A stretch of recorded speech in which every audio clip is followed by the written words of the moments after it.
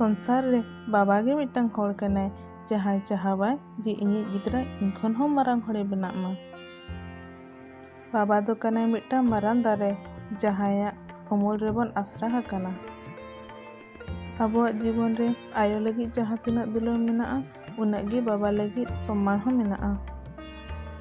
ᱥᱮᱛᱟᱜ ᱵᱮᱨᱮᱫ ᱠᱟᱛᱮᱫ ᱟᱭᱳ ᱫᱚ ᱫᱟᱠᱟᱭ ᱤᱥᱤᱱᱟ ᱟᱨ ᱵᱟᱵᱟ ᱫᱚ ᱜᱟᱯᱟ ᱞᱟᱹᱜᱤᱫ ᱫᱟᱠᱟᱭ ᱱᱟᱞᱦᱟ ᱟᱹᱜᱩᱭᱟ।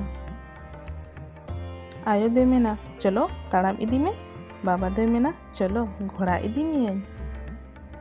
आयो दोय होहोया एटा एटी। बाबा दो होहोया एबा एयो।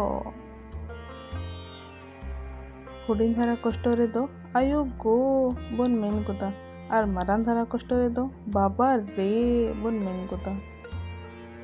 पातारे आयो दोय किरिñा जबे लाडू और बाबा दोय किरिñा पीपी गडी। आज दोय मुरुग के रेहों आबो भेजा बनाय स्कूल गोटा दिन खटा कतेत किरिñ हाबोनाय कॉपी किताब कलम। आजा रस्का सहा कतेत आबो रस्का होचो केत बोनाय आजा खटा उद्गार मायांग ते आबो हारा केत बोनाय।